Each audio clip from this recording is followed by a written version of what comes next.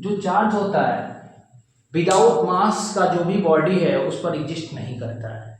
हम लोग आज ये जानेंगे जैसे कि मास जो है वो जीरो के बराबर नहीं है, यानी कि mass is not equal to zero, charge is not equal to zero. तो ऐसे क्वांटिटी जिनका मास और चार्ज दोनों जीरो ना हो, तो चार्ज की बात हो रही है तो तीन चार्ज है हमारे पास, इलेक्ट्रॉन, प्रोटॉन और न्यूट्रॉन। तो मास जीरो ना हो, इलेक्ट्रॉन, प्रोटॉन और न्यूट्रॉन तीनों का मास जीरो नहीं। यहाँ पर तीनों हो सकता है, लेकिन एक और कंडीशन है यहाँ पर चार्ज का।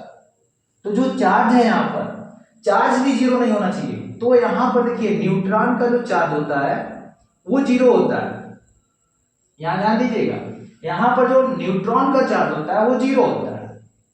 तो इन दोनों को देखिए, इलेक्ट्रॉन और प्रोटॉन को, इन दोनों का मास भी जीरो नहीं है और चार्ज भी जीरो के बराबर नहीं है। जब मास जीरो ना हो और चार्ज भी जीरो ना हो तो या तो वो क्वांटिटी इलेक्ट्रॉन होगा या तो प्रोटॉन होगा। अब वो डिपेंड करेगा चार्ज के आयन पर। अगर बॉडी पर निगेटिव आयन है तब वो इलेक्ट्रॉन हो जाएगा, अगर बॉडी पर पॉजिटिव आयन है तो वो प्रोटॉन हो जाएगा। तो ये डिपेंड करता है आयन पर कि वो पॉजिटिव इलेक्ट्रॉन होगा कि प्रोटॉन होगा।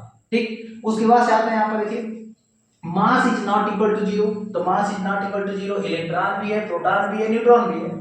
फिर कह रहा चार्ज इक्वल टू जीरो, तो इलेक्ट्रॉन और प्रोटॉन का चार्ज जीरो के बराबर नहीं होता है, केवल न्यूट्रॉन का होता है, इसलिए न्यूट्रॉन का कंडीशन है।